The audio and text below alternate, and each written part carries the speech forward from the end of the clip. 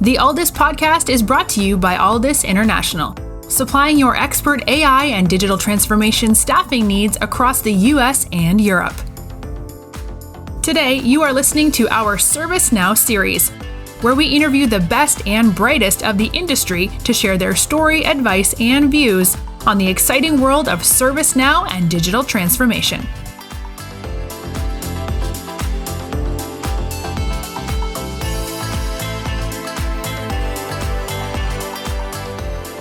Welcome everybody, it's Mark Kelly, Chief Customer Officer and co-founder of Aldis, to the Aldis ServiceNow podcast series. I'm very, very happy to welcome Herb Thompson.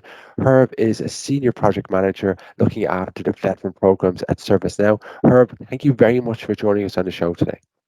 Hey, good morning, Mark. I'm happy. Good afternoon, whatever time it is, wherever everyone's listening. I'm happy to have this conversation. Looking forward to it. Herb, before we jump into your role, it'd be amazing just to share your background and how you came into the world of ServiceNow, because there's a lot of interesting folks in ServiceNow ecosystem. Your background is definitely unique. Yeah, I'll go back to, I joined the U.S. military, the Army, at an early age of 17, straight out of high school.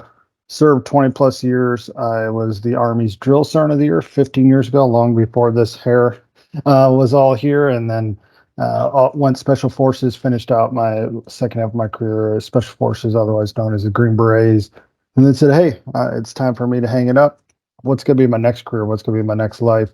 And I didn't really know. So I had a goal of, hey, let me attend an elite university. I ended up doing my MBA through Cornell University, working at Accenture as doing management consulting. And then I found the opportunity to come here to ServiceNow and hopped all over it because I felt like this role specifically, but also the company, it was a match made in heaven. Tell us a little bit about your role in ServiceNow. What does that encompass? So in the US, we have a SkillBridge program. So with our Department of Defense, people in their last 6 months of service can go do internships, essentially on-the-job training with a company or a training program like we do here at ServiceNow. Here at ServiceNow, we run cohorts. So we bring in 50, 60 transitioning service members, including a few that have been out for a while, or military spouses. We allow them to join, come through a boot camp, but it's more than a boot camp. It's 16 weeks of intense ServiceNow learning to upskill them so they can then have their next career out in the ServiceNow ecosystem. Before actually we go further into that, I think it's actually probably really helpful to share what you did, because you created your own book, kind of chartering your story about kind of making that transition from the military into the world of the corporates, and what that journey was like, but then also offering tips and advice to others to help them on that journey. And I think it's just a fantastic example of how you're applying those learns to help people. To me, I'd failed ninth grade English class in high school, so I had never really thought I was going to write a book. However, I just realized I was helping so many. I was talking with others, helping them, sharing my insights, what I was learning from transition to. I was coming home from the spine surgeon, and a veteran had hit me up, and we talked, and I was like, wow, I need to help more, because we had talked for like a whole hour. So I got home and I sat down and kind of mission mindset. I started typing, and about 48 hours later, I had 75 pages of a book done, and then said, hey, let me finish this out. Let me get it now. Hey, how do we publish a book? Because I had never done that, so I had to go figure that out. And really, it was my way of helping others at scale, because I just couldn't have as many conversations, but I could put it in a book, and it's very unique. The transition from the military is very unique. Everyone's a little bit different, but it's not just a new job. It's usually, in most cases, a change in a way of life, because it's a 24/7 thing. Like for me, I didn't have hobbies when I was in the military. Everything was focused on work, preparing to, whether I was working out, exercising, doing study, learning, or I was with my family. There was no hobbies and stuff. So it was all encompassing. And then it gave me a purpose. It gave me a team. It gave me an identity. I knew who I was. And then when we leave the military, all that kind of goes away for most people. And it'll hit everyone at different stages. So that my book was a way to, like, how can I help my brothers and sisters? How can I help share what I've learned? And not to say I know everything, is just like, hey, here's a way to get started. Here's a little small book, you can put in your pocket and take out, write notes in, etc., or read it on your Kindle. So that was my approach to it. Yeah, fantastic. I love that. What a really good foundation to start your world and your journey. So tell us a little bit about the programs that you run in general. And we're going to kind of focus a little bit more on the SkillBridge program and the ServiceNow is offering it. And how do people uh, get involved in this? So I've kind of given you, Herb, I've given you kind of 4 or 5 questions all at once. So I'll let you kind of work through that sequence. Yeah, there's multiple opportunities to get involved. We have global programs, so let's start there. I'll just focus on our next gen team. That's the team I'm a part of. We are focused on serving served communities, whether that is, community of color, refugees, veterans, different programs. So we have programs in Europe, we have programs in Asia, down in Australia, and then programs here in the U.S.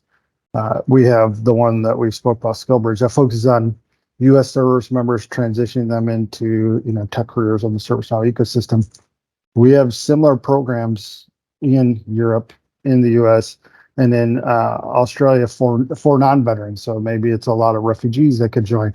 Truthfully, anyone who has a hard time breaking into tech based on their background or career, we can support. So we've launched a 10-week hybrid program that people can do in the evenings and on their own free time. So they attend a couple instructor-led courses during the evenings, Monday and Wednesday, and then the rest of the time it's on their own to do some on-demand training. But our intent is to grow the ecosystem and to provide a pathway and break down barriers for people who traditionally couldn't break into tech.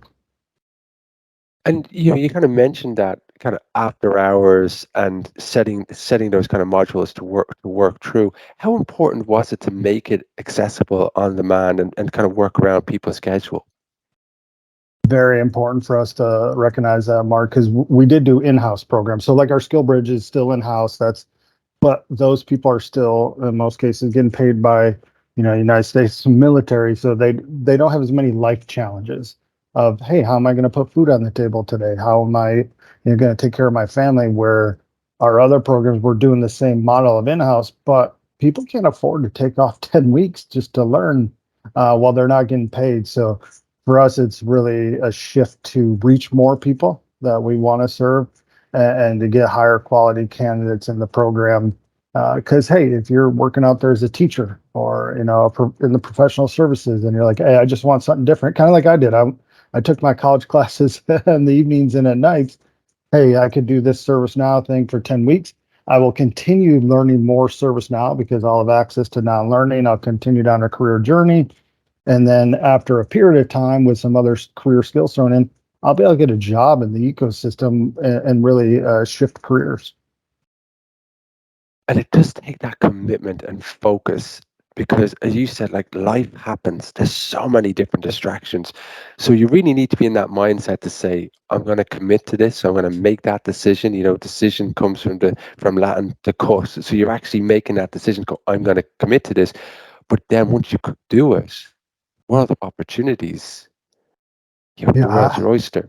I always look at like what are you willing to sacrifice and what are your motivations, because that's how you'll get to your sacrifice. And it could be a micro level of, am I paying attention to class right now? Because hey, let's be real, it's all virtual. Or am I have Netflix on over here and I'm watching Netflix while I'm learning because I'm not fully engaged at that point. I'm not probably fully soaking in the learning. To a macro level of, hey, am I willing to do this sacrifice and maybe get a little bit less sleep? Or would I maybe, unfortunately, sorry, I have to tell my kid I can't play with them right now. I'll play, in that half hour or something. And people, you mentioned about me writing the book. I wrote the book. I was going to Cornell at nights and weekends for my MBA, and I was working full time at Accenture doing a management consulting. And people are like, "How'd you do that?" I was like, "I made time, right? I just had to make time and prioritize my schedule." But yeah, it comes of how much do you want it, and the reward is, hey, here's a rewarding long-term career in the ServiceNow ecosystem. Yes, it can pay well, but the security that, hey, this is not just another job, it's a career I can be in the next 10, 15, 20, 30 years in the ServiceNow ecosystem. The risk is minimal, the reward is great when it comes to the programs. Yeah. And when you talk about the veterans, which we know are going to be fantastic problem solvers, resilience, these are the foundations that are going to come from the military. But there also is that imposter syndrome that we all experience, not just in this situation. Everybody I know, and I've interviewed well over 450 people in the world of artificial intelligence and digital transformation, and they all know that there's some element that they're a little bit vulnerable on or whatever it might be. How do you help them through that imposter syndrome to, make that leap? Because it's something pretty profound that you guys take very, very seriously to overcome. That's a common problem, right? Just yesterday, my buddy started a new role, and he's pretty senior and pretty well known and experienced in the ecosystem. Imposter syndrome, right? So it happens to all of us. Just belief in reality of like, what are your actual skill sets? We can always get in our own head, but say, hey, look, this is how I've been successful before. Am I doing some of the same things while I'm adapting to it? But I can look in the back and go, I was successful. Or, hey, a lot of people, coming to our programs have doubt, the imposter syndrome, and then like, hey, you're in week 10 and you're still surviving, right? You're not only surviving, you're thriving. Like, there's no imposter syndrome. It is, what you're talking about. You know your material, your skill sets. Sometimes it's just we have to believe in ourselves, and really that's part of what we do in the program is get people to believe in themselves that they can do it. And then just show them through their actual actions. It's minimally on us through their actions of actually learning and applying. They're proving to themselves they can do this. So sometimes we just need to remind people that, hey, what's real versus kind of what's in our own heads. Do you think of successes, and I know there's a wealth of successes, but are there any successes stand out to you that are generated from the program that you'd like to share? That is the awesomeness of my job, I guess, is there's lots of successes, right? It's well earned by the participants, and I get messages of, hey, I was a mechanic working on airplanes, war on vehicles, tanks. 6 months ago, I didn't know about ServiceNow. Now I have a whole new career working in the ServiceNow ecosystem, and I'm loving it. I get messages back from, someone who, no IT, no kind of tech background, shifted out of the military after about 10 years. And then, now they're like, hey, now I'm a technical consultant and I love this. Thank you for allowing this to happen. I'm like, hey, I didn't do anything. You all did the hard work. We just enabled you, gave you the kind of the arena to work and hone your skills to then, go out into the ecosystem. So there's countless stories. Some of my favorite ones are probably when couples, because when one person commits to the program from a family, that's pretty awesome. When both a husband and wife commit, that is like, hey, the family's all in, right? So there's one, the end fingers. Jeremy came through the program, Navy veteran. He got hired as a senior platform architect of ServiceNow because he worked his, off to learn ServiceNow and to network and talk with people. But his wife, with a non-IT tech background, got hired as a developer at one of our partners out in the ecosystem. So that to me is one of my favorite stories. It's just both the husband and wife came through. They helped each other get through it, but then both are successful. One here at ServiceNow, and one out at a partner in the ecosystem. Yeah, that's a fantastic example. And all the statistics show that if you've got your partners both on the same path, every other decision is going to be a lot more straightforward within that.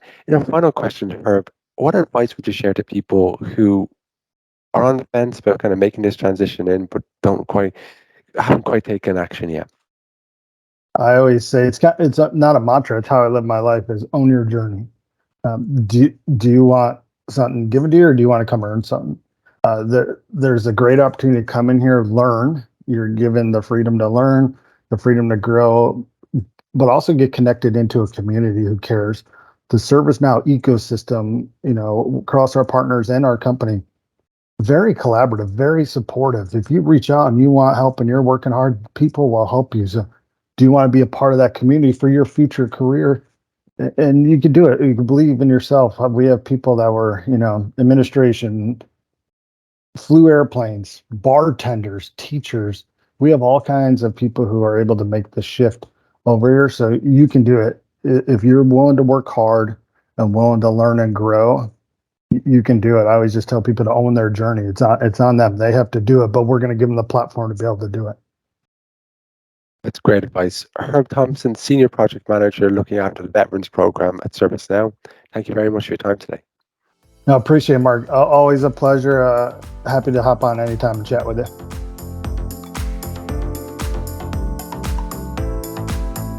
Thanks for listening to this episode of the All This Podcast. If you enjoyed today's episode, don't forget to subscribe, rate, and review. We are available on Apple Podcasts, Spotify, and any Android podcast of choice. You can also head over to our website, www.allthis.com, to listen to more podcasts, view our open roles, and stay up to date with industry news. Thanks for listening, and stay tuned for more great episodes coming very soon.